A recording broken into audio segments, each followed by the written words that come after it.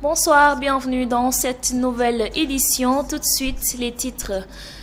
Les conducteurs de train retraités du Sénégal ont tenu une réunion ce lundi pour échanger sur l'organisation du congrès prévu le 7 janvier 2023 au conseil départemental. Louga, le conseiller communal de la jeunesse et son parent Fallou Diayante Diop ont doté à la famille du bébé de l'année d'importants cadeaux et une enveloppe financière. Nous aurons les détails dans ce journal. En sport, le siège de l'ODCAV de Thiès porte désormais le nom de Souleymane Ndiaye dit Brun, qui fut ancien patron du mouvement Navétane dans le département de Thiès. La page internationale mettra un terme à cette édition. C'est la fin des titres. Restez avec nous. Le développement, c'est dans quelques instants. juróom ñetti waxtu moo jot waxtu wi ñeer xibaaru mbarax yi li gën a fës dañ koy dooree ak ponk yi fii ci Thiès dawalkatu saxaar retraité bu Sénégal bi yépp amal nañu ab ndaje ngir waxtaane ci relance chemin de fer bi ca conseil départemental bu Thiès ñu dem Louga conseil communal bu ndaw ya ak it parrain bay wuyoo ci turu maître Fallou Diayante Diop daal di nañ seeti bébé de l'année ba Goro Mbodj lañ ciy ànd ci biir xibaar yi. tàggat yaram fii ci Thiès siège bu ODCAV daal dinañ ko duppee Souleymane Ndiaye di wuyoo ci turu Brun dinañ ci dikk ci biir xibaar yi ànd ci ak Mbaye Papa Ji xibaaru biti réew yi dañ ciy ànd ak Oumoul Xayri Cissé mbokk yi loolu mooy li gën a fës bu ngeen taaxiloo as tuut ñu faram fàccee leen ko.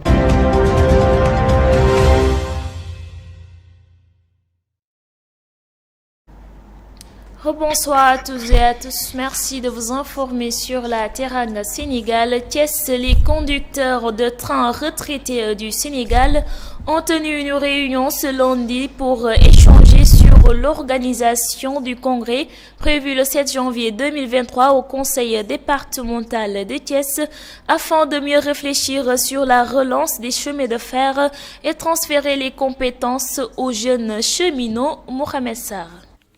La réunion d'aujourd'hui, qui regroupe l'ensemble des conducteurs retraités du Sénégal, ou bien une partie de l'ensemble des conducteurs retraités du Sénégal, ont pour seule ambition d'organiser un congrès ou une assemblée générale exceptionnelle, uniquement pour réfléchir sur la relance de l'activité ferroviaire. Nous ambitionnons de l'organiser le 7 janvier à partir de 10 h au conseil départemental de Thiès. Nous avons lancé une invitation à tous les décideurs, nous avons lancé une invitation à tous les représentants du peuple, tous les députés de la région de Thiès, tous les députés du Sénégal qui sont disponibles, tous les ministres qui sont disponibles. Nous les invitons tous à venir avec nous réfléchir comment relancer le chemin de fer. Nous, il ne reste pas assez de force,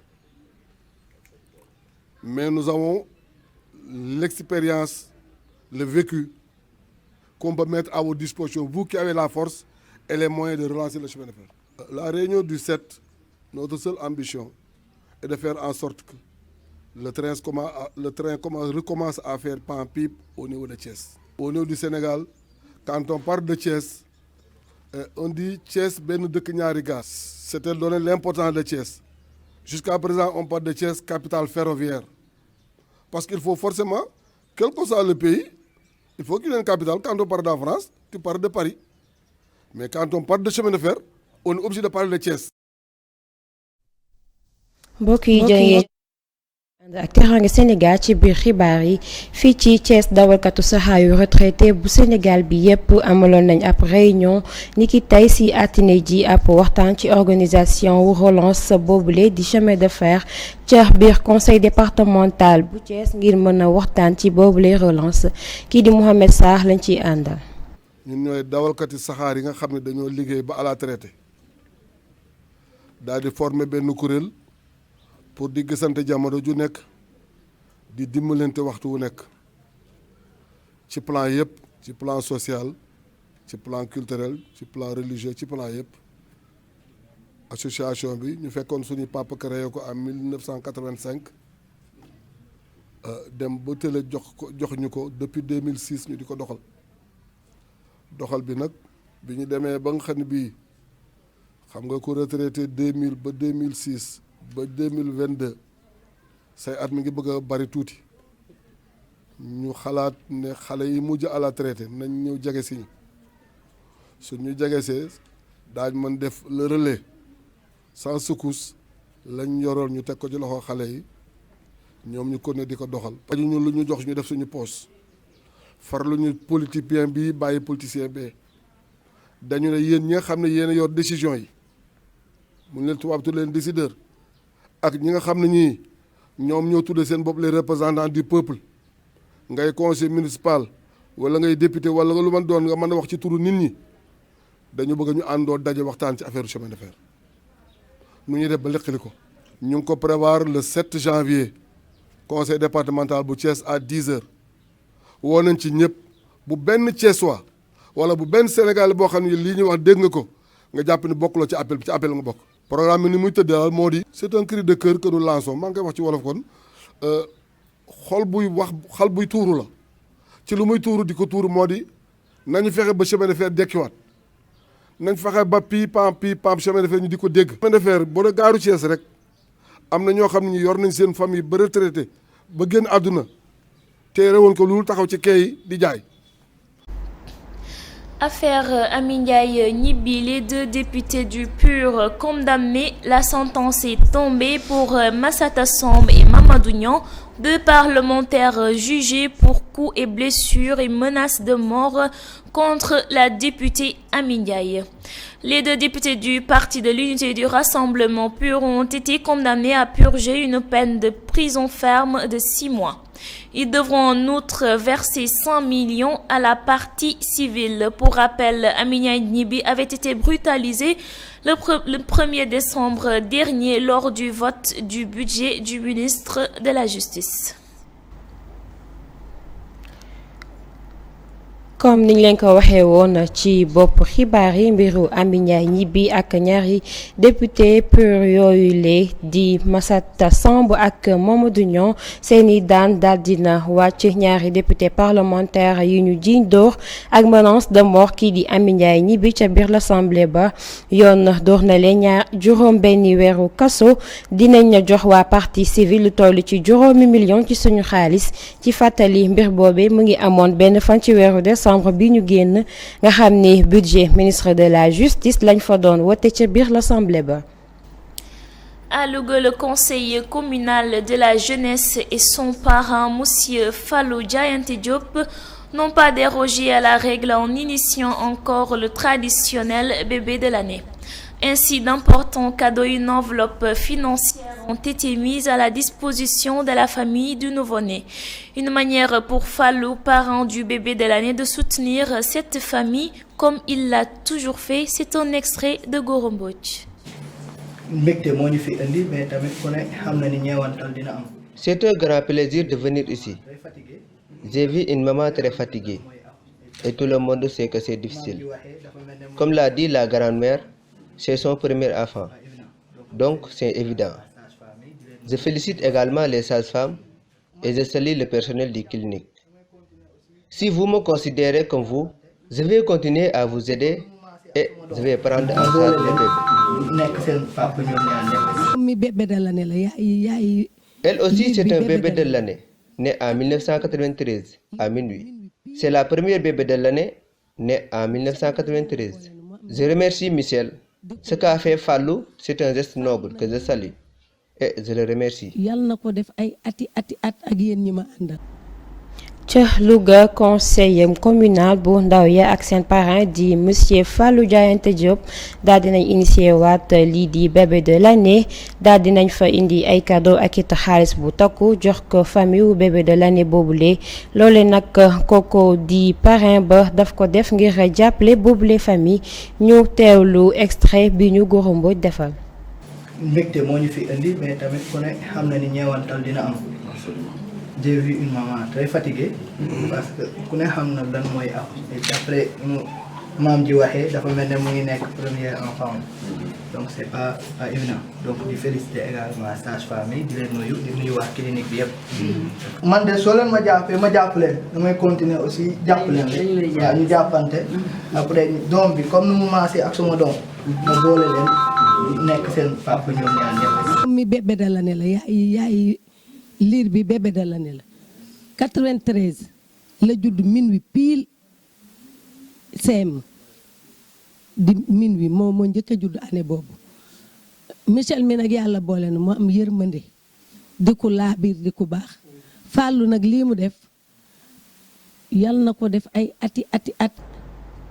À Sédhiou également, l'année 2023 commence avec un nouveau-né. Le bébé de l'année au district sanitaire Dembo Koli de Sédhiou. La mère a accouché sans complications et rend grâce à Dieu. En ce sens, Fatou Mané, mère de l'enfant, et Aïssatou Biaye se sont prononcés au micro de Anna Clémentine Senghor. Je vous remercie tous. L'accouchement s'est bien passé. Je suis pas fatiguée. Je viens de Julkunda. J'ai même marché pour venir ici. Le fait que mon bébé est le bébé de l'année, je dis que ça me fait vraiment plaisir. Merci au bon Dieu car j'ai accouché sans complications. Je suis vraiment contente.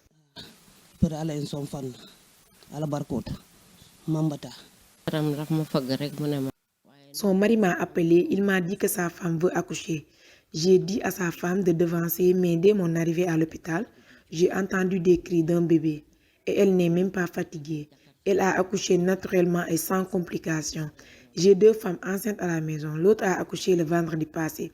J'ai prié Dieu pour que ma belle-fille puisse avoir un bébé de l'année. Je suis vraiment très contente et je prie Dieu pour que le bébé vive assez longtemps sans ordonnance. Keneen ki lundi bi passé la amoon doom keneen ki ma ne ko bébé de l'année fexeel nga indi ko bu ma amee kii bu ma gisee kii amee bu mu may woo rek loolu laa doon ñaan yàlla nañu am bébé de l'année yàlla dëgg.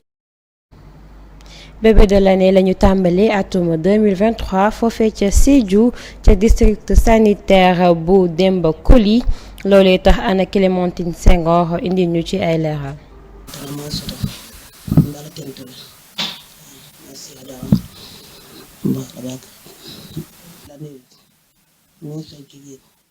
maa leen di gërëm yéen ñëpp accouchement bi nag jaar na yoon ndaxte sonn ma benn yoon man maa ngi jóge Julkunda dama sax dox pour ñëw fii le fait que ma am bébé de l'année maa ngi gërëm yàlla ndaxte accouchement bi nag amul benn complication bég naa lool.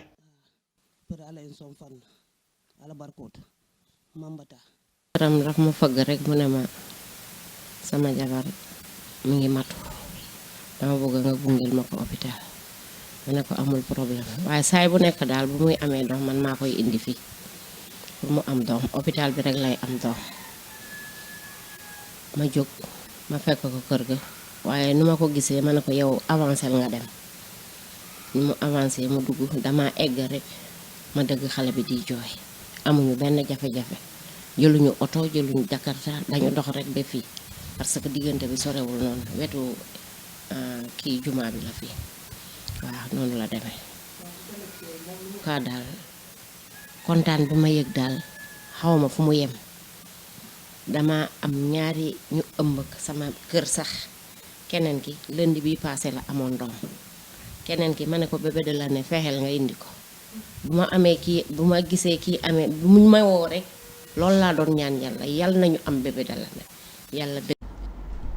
En sport, le siège de l'Haute-Cave de Thiès porte désormais le nom de Souleymane Ndiaye Dibran, qui fut ancien patron du mouvement Navétane dans le département de Thiès et l'initiateur du mouvement Sport et Progrès. Ousmane Diop et Marawad, anciens présidents de cette structure, saluent l'initiative et nous ont fait des témoignages à l'endroit de cette figure emblématique du mouvement Navétane, Mbaye Papadji. Le siège de l'organisme départemental de coordination des activités de vacances de Thiès a été récemment rénové, baptisé par les responsables du championnat national populaire de Thiès et porte désormais le nom de Souleymane Ndiaye Dibran, qui fut ancien président de la structure. Ousmane Diop, l'actuel président de l'Haute-Cave de Thiès, est revenu sur l'idée et l'initiative saluée par le monde du football thiessois. Donc nous avions d'abord l'idée d'un projet de construire la maison du Navétane. Et l'idée nous était venue en comité directeur que cette maison porterait le nom de Souleymane Ndiaye Dibran. Mais des aléas ont fait que pour le moment, en fait, le projet n'est pas encore en place. Et on a un partenaire, ETT, une entreprise dirigée par Baye Fall, qui nous a rénové la salle. Et quand on a convoqué un CD, l'idée est venue de dire, en attendant que le projet de maison soit mis en place, la salle porterait le nom de Souleymane Ndiaye Brin. D'après toujours les témoignages, selon Marawad, ancien président de la structure, Souleymane Ndiaye Brin, une figure emblématique dans le mouvement navétane, avait, à son époque, beaucoup participé pour le rayonnement du sport sénégalais, particulièrement ici à Thiès. Oui, je crois que l'ODCAV vient de poser un acte extrêmement important en décidant dernièrement, je crois que c'était la semaine dernière, de faire porter le nom de Souleymane Ndiaye Brin à leur siège qui se trouve être au niveau de la promenade des Thiessois, en face de la Sénélec. Je crois que c'est un acte qui nous honore tous, parce que Souleymane Ndiaye Brin, on peut dire que c'est le monument même du mouvement navétane. Pas seulement à Thiès, mais même au niveau national. Brin fait partie vraiment des piliers du mouvement navétane. Et donc l'honorer, c'est honorer pratiquement tout le mouvement navétane dans son ensemble. L'ODCAV de Thiès, dans son programme de développement, compte avoir un nouveau siège qui s'appellera la maison de Souleymane Ndiaye Brin. comme ni ñu leen ko junjee woon ci bopp xibaar yi tàggat yaram dañuy wax ci football siège bu ODCAV bu Thiès daal dinañ ko duppee Souleymane Ndiaye ñu koy wax Brin nga xam ni moo nekkoon patron bu mouvement navétane bu département bu Thiès ak it initiateur bu mouvement sport progrès Mbaye Papa ji defal nañu ci ab reportage. ODCAV bu Thiès di kuréel gi jiite mouvement nawetaan fii ci département bu Thiès ci kilifteefu Ousmane Diop moom mi ko jiite daal di nañu jël seen siège ba nekk ca promenade des Thiessois tuddee ko Souleymane Ndiaye Brin mi fi nekkoon président bu ODCAV waaye itam jiite woon ay kuréel yu bari ci wàllu nawetaan Ousmane Diop di njiital ODCAV bu Thiès dellu sil nañu ci bile initiative ak ay kàddu seede jëmee ko ci Souleymane Ndiaye Brin. waaw donc luy indi idée bi mooy. Souleymane Ndiaye Brin day nekk loo xam ne tey bu ñu doon wax nawetaan moo ci sunu kilifa parce que nawetaanu Thiès mënuñu koo wax taarixu nawetaan sax laay wax te dootu Souleymane Ndiaye Brin ñun bii ñëw nawetaan boobu ay tout tànk lañ nekkoon ay étudiants Souleymane Ndiaye Brin yàlla def ñu bokk zone ñu fekk ko fa mu ànd ak ñun encadré ñu ba ñu egg si fii donc ñun dañoo woon mbéwatu tabax siège ODCAV ñu ci projet bi et ñoon projet bu eggee ba egg dañ koy tudd la maison de Souleymane Ndiaye Brin mais yàlla def na loolu antoogul ñu am benn partenaire boo xam ne mënuñu lëkkaloo ren ñu tuddee ko Baye Laye Fall mu am benn entreprise bu tudd ETT mu rénover ñu salle bi donc ñu ne comme am nañu bëgg tuddee Souleymane Ndiaye Brin le siège nañ ko tuddee d'abord salle bi en attendant loolu di am. naka noonu itam Mara Wade jiite woon fii ay jamono le mouvement nawetaan li mu xamle moo di ne lu ni mel na ni ñëpp lañ ko defal rawatina ñiy yëngu ci wàllu nawetaan ba noppi yëkkati ay kàddu seede ginnaaw bi mu xamle ni kii di Souleymane Ndiaye Brin kenn mënu ko jeexal. waaw ODCAV li nga xamante ne def nañ ko je crois que c'était la semaine dernière muy jël lu toll ne seen siège muy siège ODCAV bu Thiès duppee ko Souleymane Ndiaye Brin dafa nekk loo xamante ne lu am solo la donc lii waa ODCAV def nii dafa nekk loo xamante ne lu am solo la ndax sargal ko mel ne Souleymane Ndiaye Brin mi nga xamante ne ñun on le considère comme un monument dans le mouvement navétane Souleymane Ndiaye Brin c'est quelqu'un qui a tout donné au mouvement navétane donc bu ñu demee nag ba di ko sargal je crois que loolu dafa nekk sargal boo xamante ne moom daf ko mérité et sargal ko aussi dafa nekk sargal boo xamante ne nii dafay jàll ci waa nawetaan yëpp rek dans son ensemble ndax Brin ku ko xam ne c'est un pur produit du mouvement nawetaan qui a tout donné au mouvement associatif et au-delà même qui a tout donné à son pays donc bu ñu demee ba koy sargal di ko vraiment jël lu mel ne siège ODCAV di ko tuddee je crois que acte boobu dafa nekk acte boo xamante ne bu rafet la lool ñu ciy gërëm waa ODCAV yëpp rek muy comité directeur bi di bureau bi di président Ousmane Diop. ODCAV bu Thiès bokk na ci ay mbëbëtam moo di ne ut beneen bërëb bu gën a yaatu dippee kër Souleymane Ndiaye Brin. Merci Mbaye Papadji. Et puis terminons cette édition hors de nos frontières en compagnie de Oumi Cissé. Démarrons l'actualité internationale avec le Brésil. Les Brésiliens font leur adieu ce lundi au légendaire Pelé, 4 jours après sa mort à l'âge de 82 ans, lors d'une veillée publique de 24 heures au stade de la ville de Santos, où la star du ballon rond a forgé une grande partie de sa légende. Le cercueil d'un seul joueur de football à avoir remporté 3 Coupes du Monde, 1958, 1962 et 1970. reposa au centre du terrain du Villa Belmiro, qui ouvrira ses portes à 10h, selon le FC Santos, son club de toujours. 3 bandeleurs géantes étaient visibles dimanche dans les tribunes de l'enceinte de 16 000 places, l'une montrant Pelé de dos avec le maillot 10 que l'ex-attaquant a immortalisé, tandis que sur les 2 autres on pouvait lire « Vive le roi » et Pelé, 82 ans. L'entrée du stade sera autorisée sans interruption jusqu'à mardi à 10h locale. Puis une procession parcourra les rues de Santos, ville située à 75 km au sud-est de Sao Paulo, avant l'enterrement réservé à la famille. Le cortège passera notamment devant la maison de la mère centenaire de l'ex-footballeur Dona Celeste, qui ne sait pas que son fils est mort, selon Maria Lucia do Nascimento, l'une des sœurs du défunt. Puis en Irak, la sécheresse, un défi majeur de notre époque. Le réchauffement climatique touche inégalement les pays de la planète. Pour l'Irak, par exemple, se prépare une nouvelle année de lutte face aux conséquences catastrophiques de la sécheresse. L'année 2022 portait déjà la couleur ocre en Irak, avec les tempêtes de sable qui se sont multipliées et avec elles les maladies respiratoires, causant la mort de certaines victimes. Durant certaines périodes, des phénomènes ont recouvert des villes entières de nuages de poussière fine qui s'immiscent jusque dans les poumons. En 2023, la chaleur sera bien vite de retour dans ces pays en proie de la désertification et avec elle, le dur constat des récoltes agricoles au profit négatif. À la différence de l'année 2022, les Iraniens commencent cependant 2023 avec un gouvernement légitime. Le Parlement élu en 2021 a mis un an à se mettre d'accord sur la question. Parmi les défis de la nouvelle équipe figure l'urgence de se mettre en place une politique climatique d'urgence. Depuis la chute de Saddam Hussein en 2023, rien n'a été fait pour aider les agriculteurs à adapter leurs méthodes aux nouvelles réalités.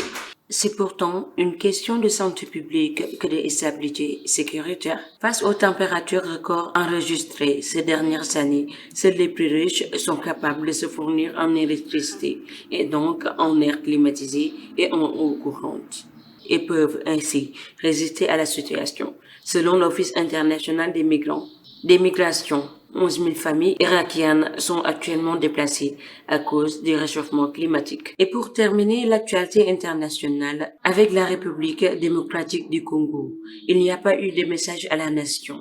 Le président Félix Antoine Tshisekedi a estimé suffisamment son adresse devant les deux chambres du Parlement le 10 décembre dernier. Une adresse complétée par le message du couple présidentiel diffusé le jour de Noël.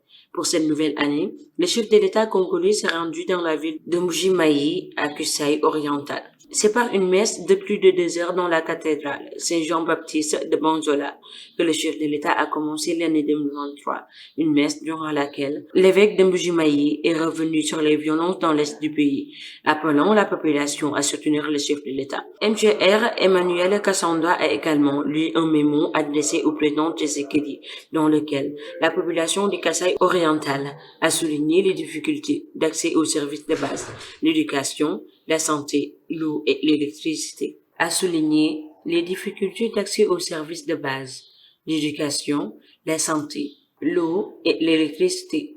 C'était tout pour l'information internationale. Merci. mbokk yi ñaareelu pàcc xibaar yi ñeel xibaaru biti réew Umul Xay Siise lañ ciy àndal. xibaar yi bitim réew yi dinañ ko dooree ak réewum Brésil ginnaaw génn àdduna ancien footballeur bi ñu doon woowee Pelé moom nag daat ne def jaloore ci sport rawatina football bi muy génn àdduna nag mu ngi fekk mu daldi am juróom-ñett fukki at ak ñaar mu nekk kenn ci joueur bu mësa jël ñetti yoon coupe du monde mu nekkoon ci atum 1958 atum 1962 waaye tamit atum 1970 dinañ ko daldi jébbal terrain bu Villa Belmiro ngir mu mën a tàggatoo ak askanam lu ni mel nag FC Santos nekk club bi nga xam ne moom Pelé fa la mësa nekk moo ko daldi xamle keroog dimanche mu mel ni nag waa Brésil yépp dañoo daje woon ca stade ba ginnaaw bi nga xamee ne mu ngi am ci lu toll ci 2,000 place ak lu teg benn ci tribune yi dinañ fa seen ab Pelé mu sol maillot numéro 10 waaye yeneen ñaar ci tribune yi benn ci ñaar yooyu nag dinañ fa seen ñu daal di fay bind vive le roi maanaam buur bi dundal waaye bi ci des nag ñu ngi fay seen ñu daal di fay def Pelé 82 ans. dugg si ci biir stade bi bunt yi ubbil nañ ko ñëpp ginnaaw sax bi ñu wéy ak moom di dox ci yenn ci mbeddu Santos yi mu nekk ab dëkk bi nga xam ne mu ngi féete ci juróom-ñaar fukki kilomètre ak juróom ci sud-est bu Sao Paulo laata njege ñaaleem wala sax mbokk yi ci famille bi daal di ñëw. cortège bi nag dinañ ko jaarale fi nga xam ni moom la ñuy wax maison mère centenaire bu ex-footballeur Dona Celeste. ba tey ci xamul ne doomam daal dina génn àdduna ginnaaw sax ki ñuy wax Maria Lucia do Nascimento mu nekk kenn ci ay rakk yu jigéen ci Pelé moo ko na de xamle. xibaari bitim réew yi dinañ ci daal di topptal réewum Irak ginnaaw bi ñu xamee ni réchauffement climatique doon na ab défi wala sax ab xeex bi nga xam ne dafa wër àdduna. Irak nag benn la ci l'exemple yi. ci atum ñaar fukki junni ak ñaar ñëpp xamoon nañ ne réewum Irak nag mu ngi doon jànkonteel ak ay jafe-jafe yu tar lu mel ni liñ naan tempête de sable mu nekk ab ngelaw luy am doole ànd ak poussière ba tax na ñenn ci askan ba ñu ngi doon jànkonteel ak feebar bi ñuy wax maladie respiratoire maanaam jafe-jafe nooyi ba tax na sax ca askan wa amoon ñenn ñu fa daldi woon faatu. ba tax na ci atum ñaar fukki junni ak ñett ci biir réew ma ginnaaw bi nga xamee ne nag liñ naan désertification maanaam ñàkkum garab wala sax ñàkkum naataange daal dina fay law lool li ni mel waral jur gi wala sax mbay mi daal dina fay nekk lu doy war lool. ginnaaw ab parlement bu ñu taboon ci atum ñaar fukki junni ak benn parlement ba nag daal dinay toog ci giir gu mat at ngir rek daal di amal ay accord jëmale ko ci yile jafe-jafe.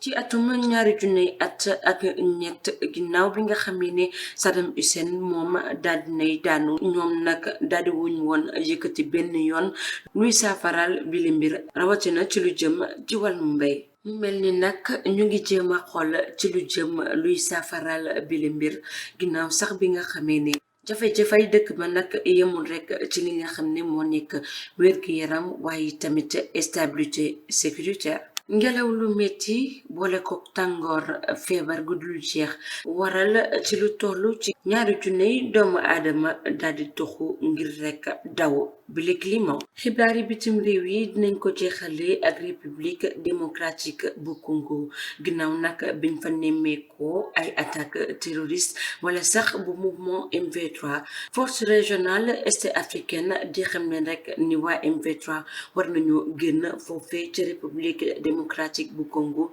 niki juróomi fan ci weeru janvier. ñoom rebelle yu M23 nag daal dinañuy joxe seen kàddu ngir di wax ne rek ñoom dinañ jóge ci dëkk ba waaye tamit ci localité bu Kinshasa bi nga xamee ne sax Nations Unies daal dina fay recensé ci ay junni doomu aadama yi nga xam ne ñu fa daal di ñàkk seen bakkan ginnaaw ci weerum novembre bi ñu daal di génn ci atum 2022.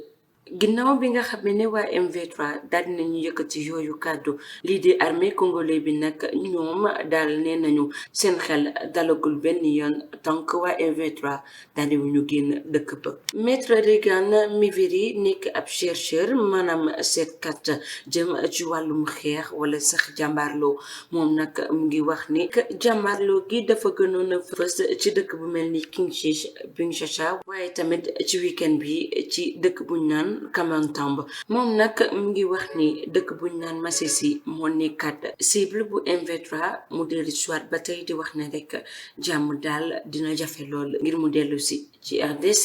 mbokk yi li lañ leen andiloon ci xibaaru bitim réew ñu ngi leen di jaajëfal. Merci Oumi Cissé. Mesdames et messieurs, c'est la fin de ce rendez-vous d'information.